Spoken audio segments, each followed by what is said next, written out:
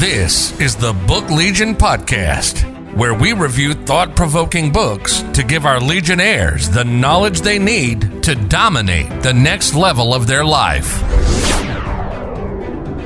Thanks everybody for joining me on another episode of the Book Legion. My name is Tyzer Evans. This week we're going to be covering Ed Mylett's book, Max Out Your Life. So those of you who are not familiar with Ed Mylett, he's probably best well known now as a podcast host across the world.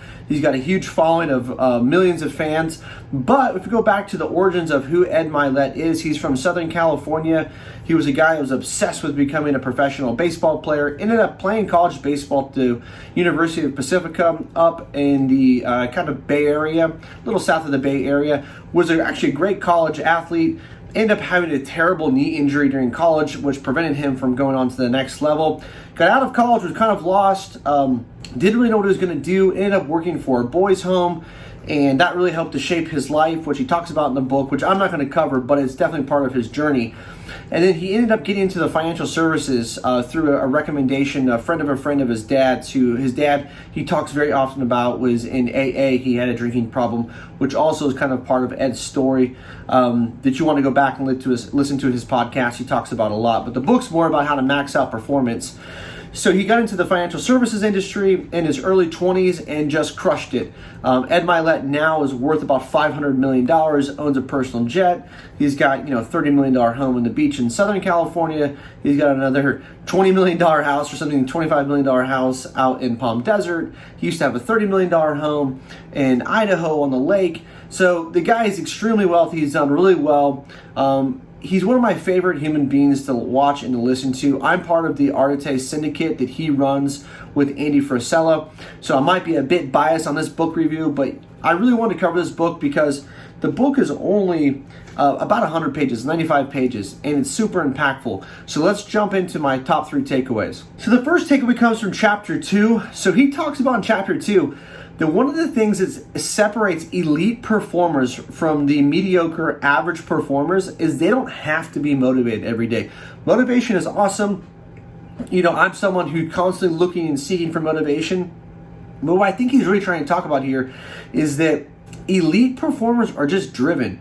It's like those days when you wake up and you should go to the gym, but you just don't feel like it. If you go anyway, that's how you start to separate yourself from the rest of the pack. Most people, when they don't feel like going to the gym, they start to rationalize and validate in their mind why they shouldn't go. And then they end up not going.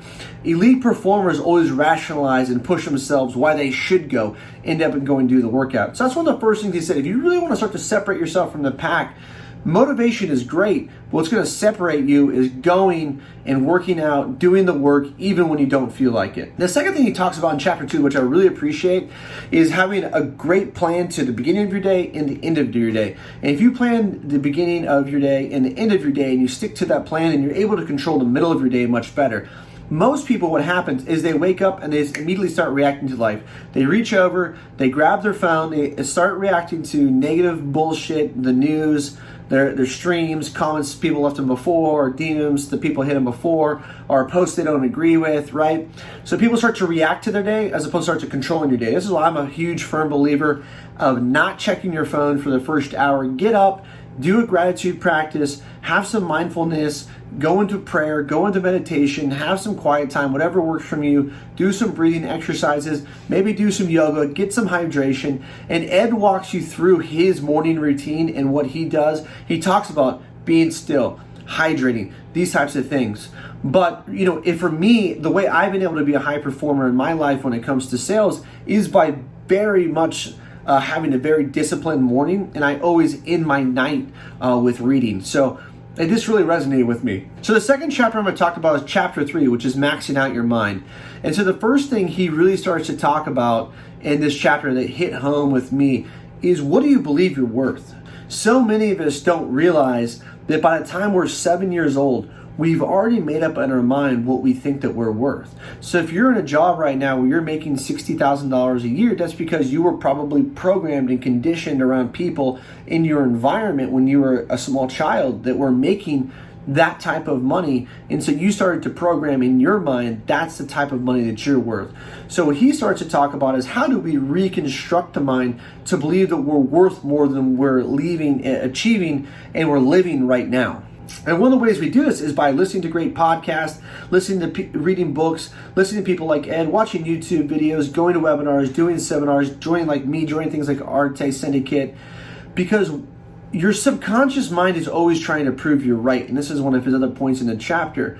And your subconscious mind can be proving you right in a very detrimental way to your life, or it could be trying to prove you right in a very healthy, positive way. Maybe it comes to your spirituality or your relationships with your spouse or with your children or with your parents, or maybe it is something materialistic where you're trying to level up on your house or buy a new car, or you want to save money to put it into investments. So your subconscious is always trying to prove you're right. But it could be work at your detriment if you have not conditioned and you're not listening to the right type of material. So he goes in, Ed is a huge believer of personal development and controlling your mind. He talks about mindset more than anything else that he talks about. And like in the Arte Syndicate, it's Toxically Constant about how can you condition and shape your mind to help you get to the next level. And if you don't have practices, which kind of ties in from the last chapter, that every day you're pushing yourself forward and you're expanding into the future, then you're not growing. If you're not growing, then you're dying. Then it's impossible for you to be able to max out your life. And then the last chapter I'm going to cover is chapter 4.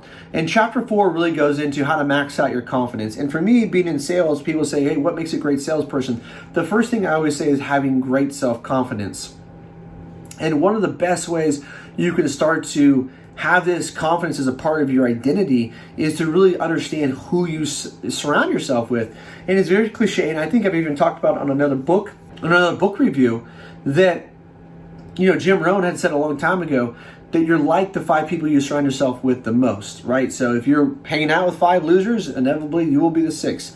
If you're hanging out with 5 wealthy people, inevitably you'll be the 6th. Right? Because once you start to surround yourself with people who are achieving what you want to achieve, your mind starts to rationalize that it's possible. So for me, I talk a lot about people, and they always think it's weird, that all of my friends, my tight best friends, I make the least amount of money. And I do that very strategically to surround myself with people who are doing better than me, because if that is my association, just by association, I will start to level up my income, and I sure as shit have over the years. Another thing he talks about, the way to be able to build confidence, is just by 10xing your work. And he didn't say 10xing, he just said doing more maxing out your work. But he gave an example. If your goal to make 10 calls, but you do 100, it gives you an immense amount of more accomplishment and confidence by doing the 100 calls than doing the 10. So it's just like if you're working out and you're supposed to do 10 reps, pushing to 12 or 13 gives you more confidence psychologically that you can do more. You can get to the next level. You can push yourself to do a bit more. So it's really key to keep pushing just a little beyond what you think is possible will help to start level up your confidence. And then lastly, the thing I want to talk to you guys about, and I've quoted this often to other people and in other podcasts that I've done and in my other podcasts that I have, Grind So Elevate, and is keeping the most important promise you can keep are the ones you make to yourself. And Ed really talks about this a lot. And he's the first person I really heard talk about this, which I really appreciated. But if you think about it, keeping the promises you make to yourself is everything when it comes to self-confidence. Because you say, I'm going to lose 20 pounds, and then you lose 20 pounds, you start to believe in yourself.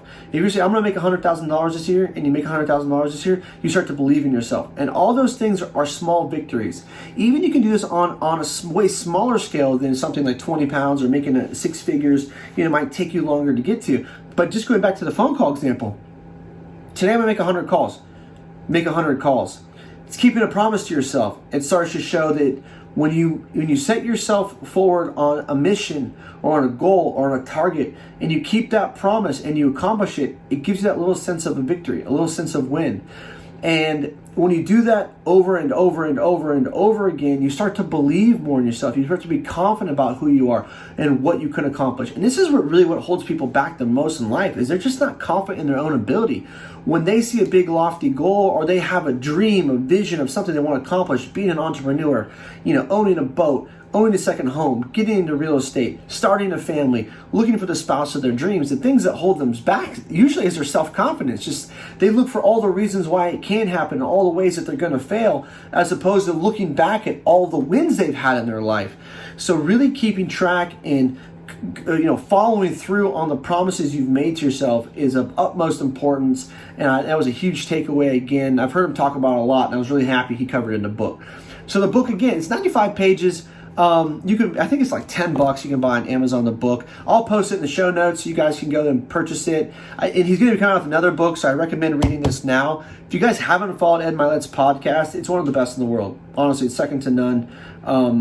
I don't know of another podcast I can really think of that I prefer to listen to more than his podcast. So I'll post that in the show notes along with Ed Mylett's other, like his Instagram page is phenomenal, and he's got a YouTube and everything else that these guys that have on social media. But I thank you guys so much for watching. If you haven't done so, please subscribe to the podcast. I'd really appreciate it.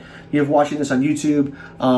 Please subscribe to the YouTube channel as well. Again, I put out book reviews once a week on books that will help you max out, elevate to the next potential, next level of your life. So if you could, give me a thumbs up if you liked the video. If there's any books you'd like me to review, go ahead and drop them in the comments or email me, Tizer@TizerEvans.com. Let me know something you want me to review. With that, I really appreciate your time, and thanks so much for listening.